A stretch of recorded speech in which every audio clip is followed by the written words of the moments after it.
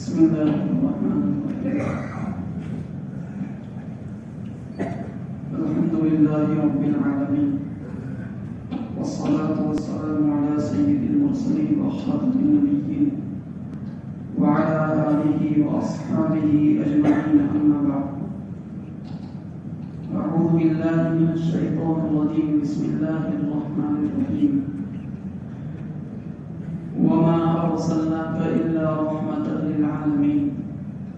وقال الله تبارك وتعالى: لقد كان لكم في رسول الله أسوة حسنة لمن كان يرجو الله واليوم الآخر وذكر الله كثيرا.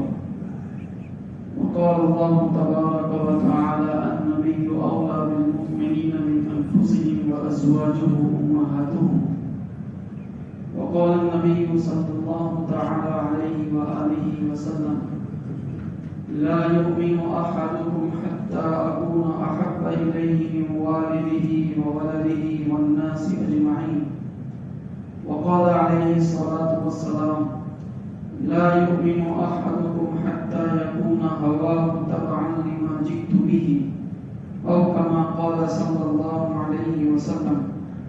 صدق الله العظيم وصدق رسوله النبي الأمي الكريم، ونحن على ذلك لمن الشاهدين والشاكرين، والحمد لله رب العالمين.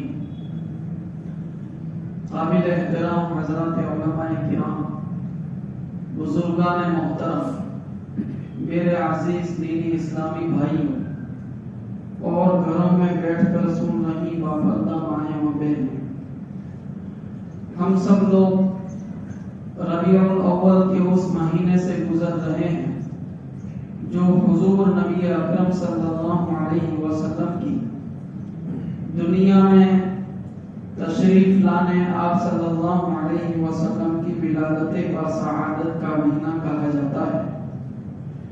اللہ تبارک و تعالیٰ نے جب سے دنیا بنائی ہے تب سے لے کر اب تک اور آئندہ بھی ایسے لوگ آتے رہے ہیں اور آتے رہیں گے جنہوں نے اپنی کوششوں کے ذریعے،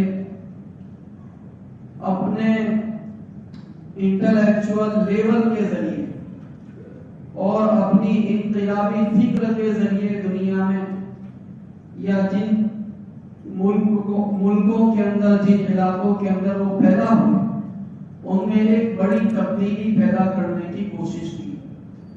ایسے لوگوں کو کرانتیکاری لوگ کہا جاتا ہے، جو انقلابی فکر رکھتے ہوں، اپنے اندر ایک ریولیوشنری سوچ اور اپروچ رکھتے ہوں۔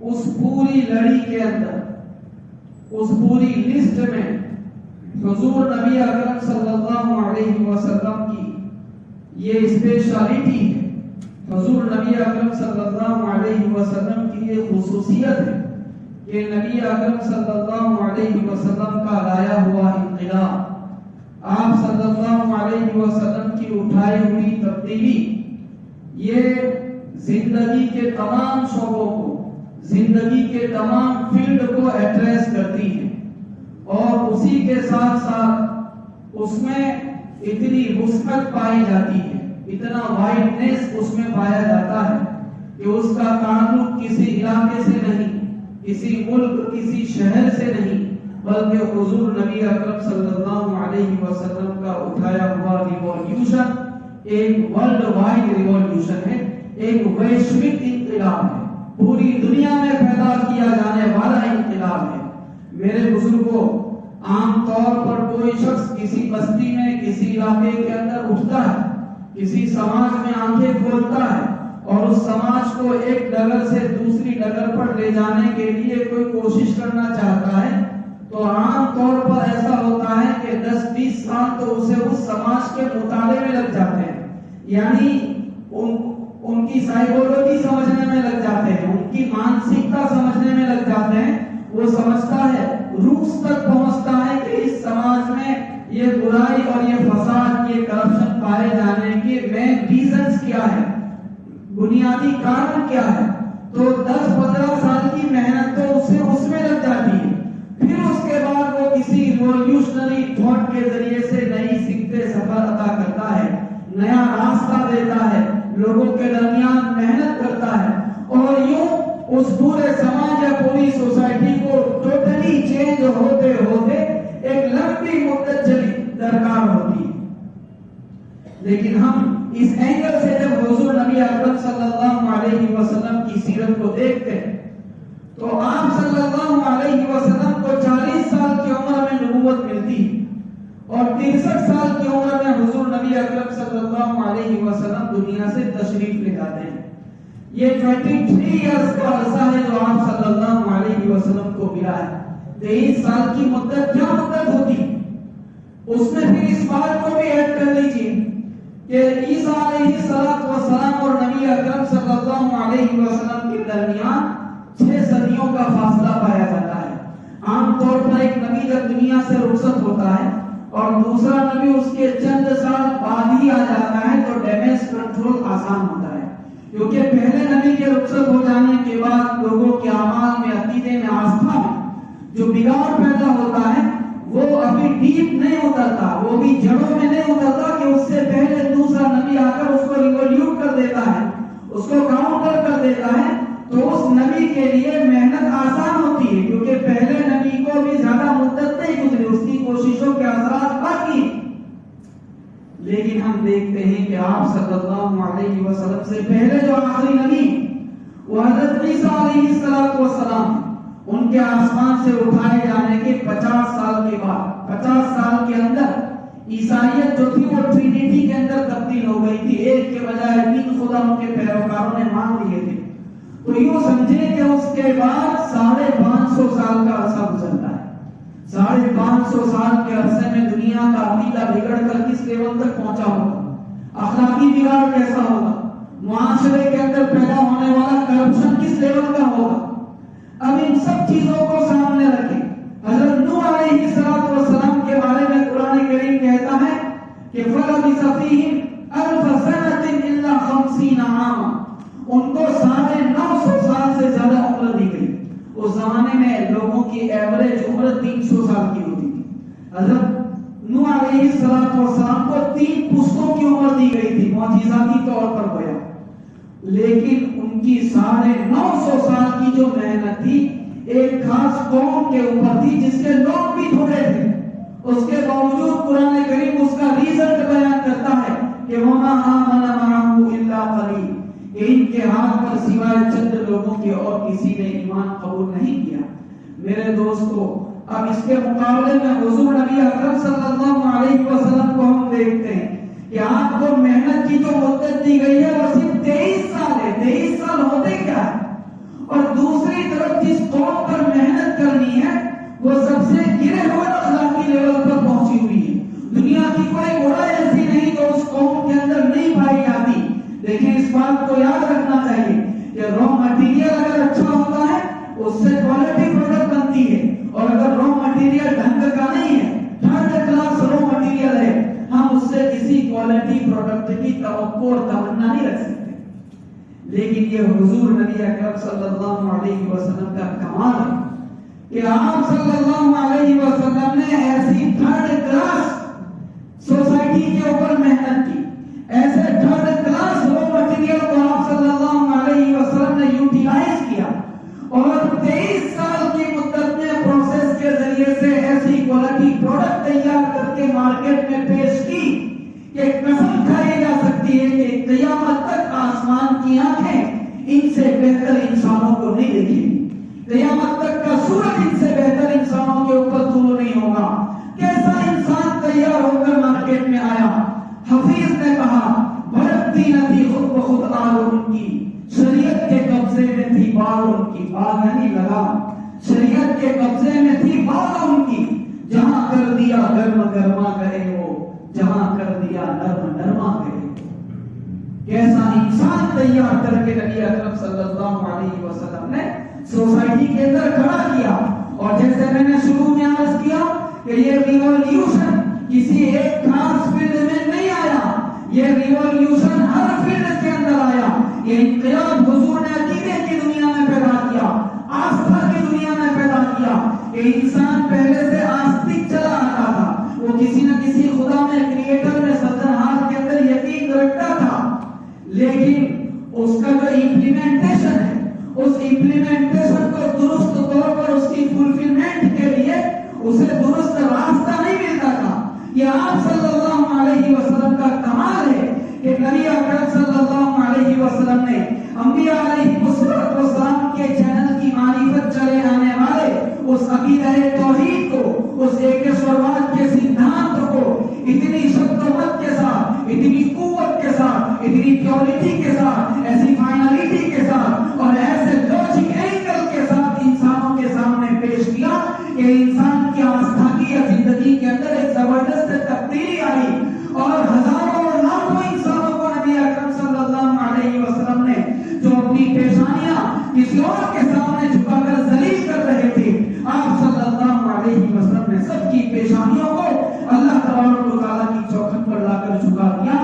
میں آپ کی خدمت میں عرض کروں کہ یہ انسان چاند سے ڈرتا تھا، یہ سورج سے ڈرتا تھا، یہ زمین سے ڈرتا تھا، ہر نفع نقصان پہنچانے والی چیز سے یہ خوف کھاتا تھا اور اسی وجہ سے ان کو ڈنڈوت کیا کرتا تھا، ان کی پوجا ارچنا کیا کرتا تھا.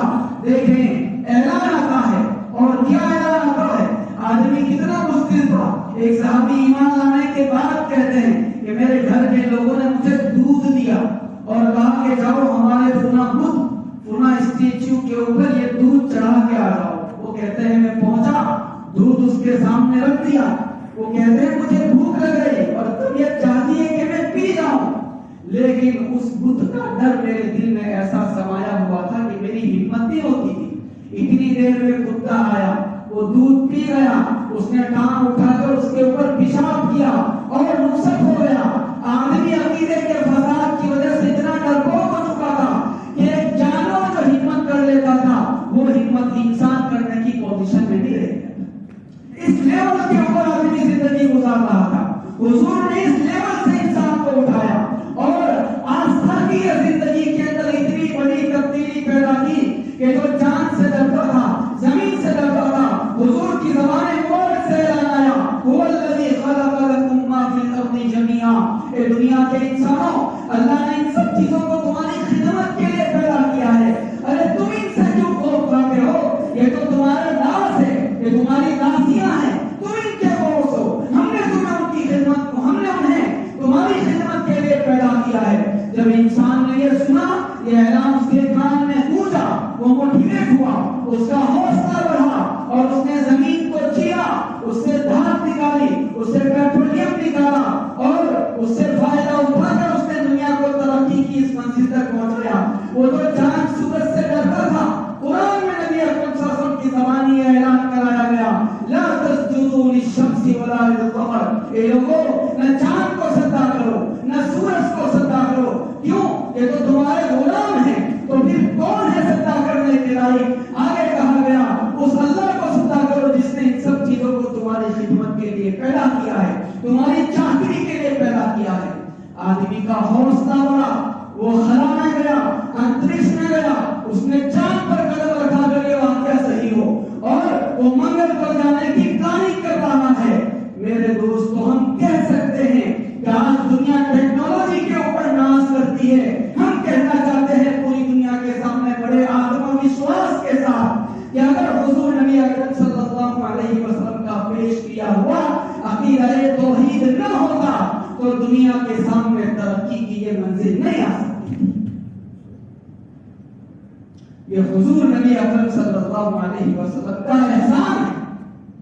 میں آپ کی خدمت میں کیا عرض کروں؟ ایک دور دنیا نے ایسا دیکھا ہے کہ لوگوں نے ریلیجن کو بزنس بنا لیا تھا. یہود، ان کے جو پادری تھے، ان کے جو پریسٹ تھے، وہ اپنی اپنی عبادت گاہوں میں کوئی آرڈینری آدمی آ جاتا، اسے یہ کہتے وہ اپنا دکھڑا اپنے خدا کے سامنے پیش کرنا چاہتا، اپنے کسی پرابلم کا سولوشن چاہتا. اسے یہ کہا جاتا تھا کہ تمہارا خدا تو بہت دور ہے، بہت دور ہے، بہت دور ہے، تم وہاں تک نہیں پہنچ سکتے. جب تک تم ہم کو خوش نہیں کرو گے، ہماری جیبیں نہیں بھرو گے، جب تک تم ہمیں حلوے مانڈے نہیں کھلاؤ گے، تب تک تم اپنے خدا تک نہیں پہنچ سکتے. اور وہ لوگ اس سے لوٹ کھسوٹ کر اپنی جیبیں بھرتے تھے اور ایک ویل پلانڈ ریلیجن کو بزنس फेस बनाया जा चुका था।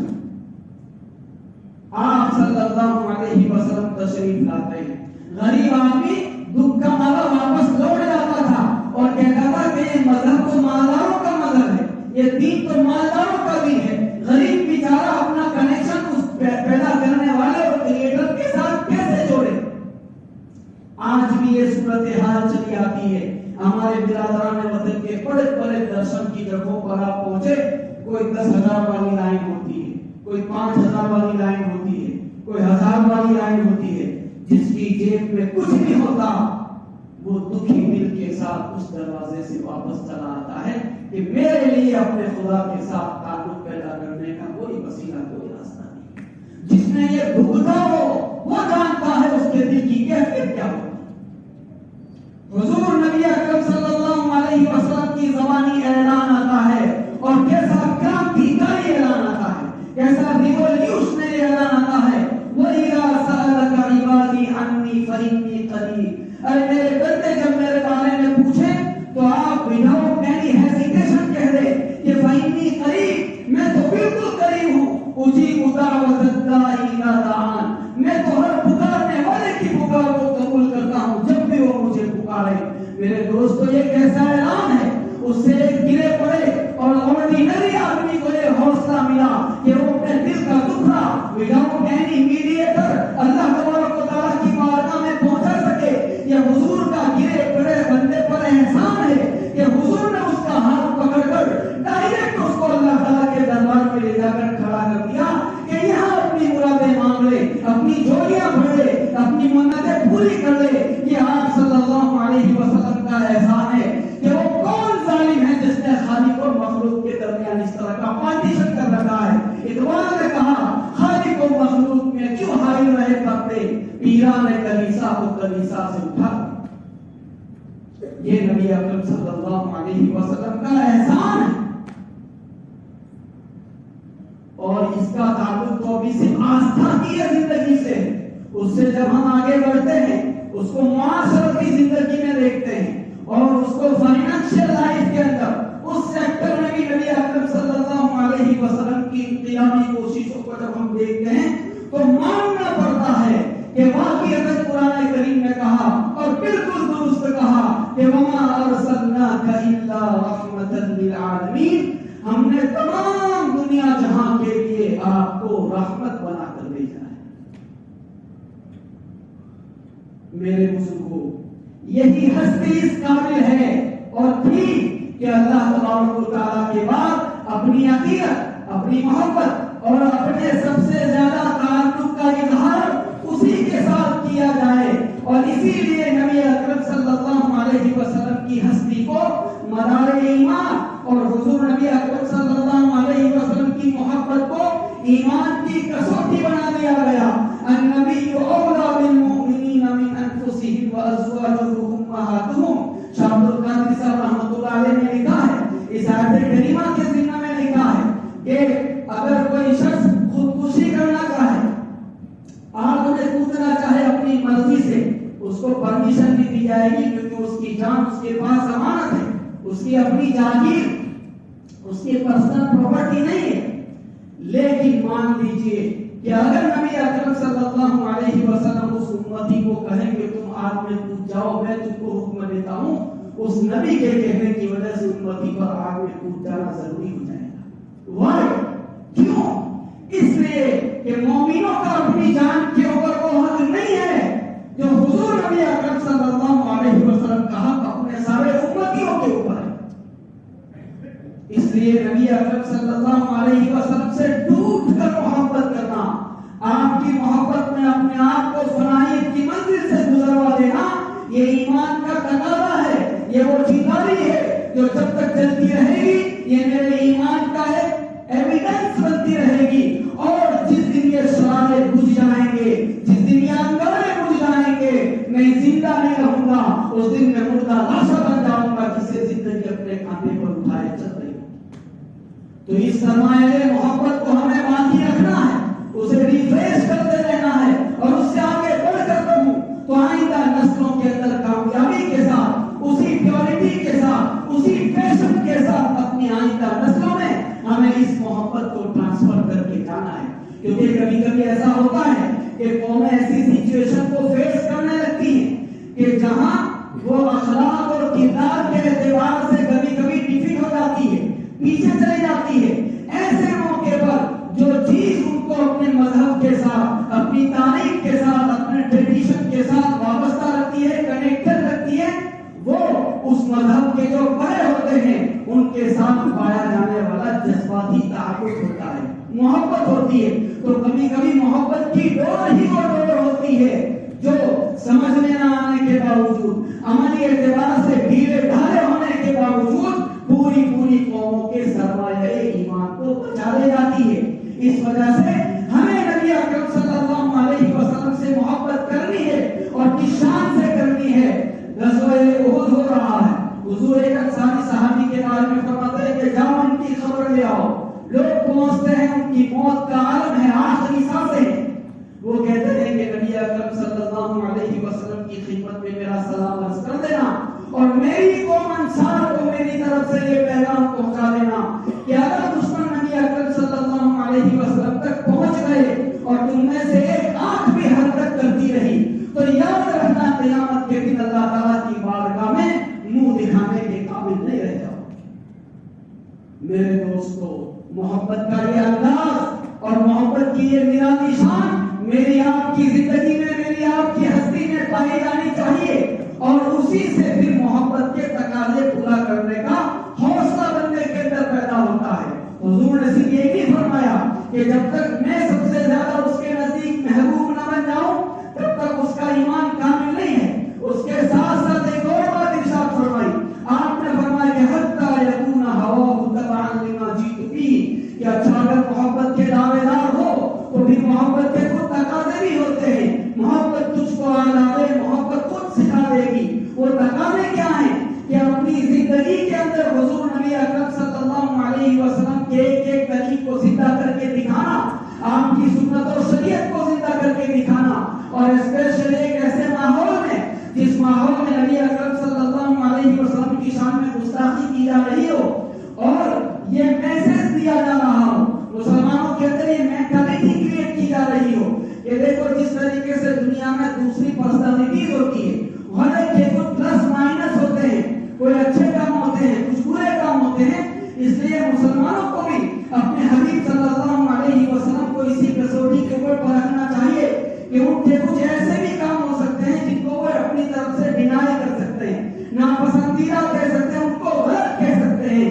یاد رکھنا چاہیے کہ اس طرح کے حملے جب دشمنان اسلام کی طرف سے ہوں تو مسلمان اسلام کو، ایسے مسلمانوں کو ایسے موقع پر اپنی وابستگی کا اظہار بڑھا دینا چاہیے اور پوری دنیا کے سامنے کلیئرلی یہ کہنا چاہیے کہ ہوں گی دوسری پرسنالٹیز، لیکن نبی اکرم صلی اللہ علیہ وسلم کی جو پرسنالٹی ہے وہ کسی اس طرح کی کسوٹی کے اوپر پرکھے جانے کے قابل نہیں ہے۔ آپ صلی اللہ علیہ وسلم کی زندگی کا ایک عمل، چاہے اس کا تعلق آپ کی شادی سے ہو، چاہے اس کا تعلق آپ کی لڑائی سے ہو، چاہے اس کا تعلق آپ کی کسی اور پرسنل چیز سے ہو، نبی اکرم صلی اللہ علیہ وسلم کی کسی معمولی چیز پر کرٹیسائز مسلمان کبھی برداشت نہیں کر سکتا۔ یہ ٹپنی، یہ تنقید اس کے لیے ناقابل قبول ہے۔ اور ہمیں اس موقع پر دیکھیں جو سمجھدار قومیں ہوتی ہیں، باشعور قومیں ہوتی ہے، ان کی عادت یہ ہوتی ہے کہ دشمنوں کی طرف سے آنے والے حملوں کو بھی وہ اپنی ترقی اور تعمیر کا ہتھیار بنا لینے کا ہنر جانتی ہیں۔ یہ سمجھدار قوموں کی نشانی ہوتی ہے۔ تو اگر وہاں سے نبی اکرم صلی اللہ علیہ وسلم کے بارے میں کوئی بات آتی ہے، میرا ریئیکشن اس پر کیا ہونا چاہیے کہ اچھا یہ حضور سے میرے تعلق کو ختم کرنا چاہتے ہیں، آج کے بعد نبی اکرم صلی اللہ علیہ وسلم کی ایک سنت میری زندگی کا حصہ ہوگی۔ اگر مسلمان یہ اپروچ رکھتے ہیں، اس طرح کی گستاخی کے واقعات کا جواب ریئیکشن اس اینگل سے دیتے ہیں، آپ محسوس کریں گے کہ ان کے سینگ ان پر بھاری پڑ جائیں گے اور وہ سمجھ جائیں گے کہ ہم نے سوئے ہوئے شیر کو بیدار کر دیا ہے۔ اللہ تبارک و تعالی ہم سب کو حضور نبی اکرم صلی اللہ علیہ وسلم سے گہرا تعلق نصیب فرمائے اور اس طرح کی گستاخی کے موقع پر ایک مسلمان کو جس طریقے سے تڑپنا چاہیے اور جس طریقے سے اس کے دل کے اندر نبی اکرم صلی اللہ علیہ وسلم کی محبت جو کوئی شمع کوئی حصہ اللہ تعالیٰ ہم سب کو نصیب فرمائے، اور ہماری طرف سے، پوری امت کی طرف سے، پوری انسانیت کی طرف سے اللہ تبارک و تعالیٰ حضور نبی اکرم صلی اللہ علیہ وسلم پر کروڑوں رحمتیں نازل فرمائے، جن کے بارے میں حالی نے کہا کہ رہے اس سے محروم آمین خاکی، ہری ہو گئی ساری کھیتی خدا کی۔ کہ ہم نے کہا کوئی شخص ایسا نہیں ہے جس کی گردن نبی اکرم صلی اللہ علیہ وسلم کے احسانوں کے بوجھ سے جھکی ہوئی نہ ہو، اور اس طرح جھکی ہوئی ہے کہ قیامت تک یہ گردن کبھی اس احسان کے بوجھ سے اٹھ بھی نہیں سکے گی۔ اللہ اس غلامی کو ہمارے لیے مبارک فرمائے، اور اس غلامی کے تقاضوں پر ہم سب کو کھڑا فرمائے، آمین یا رب العالمین۔ وآخر دعوانا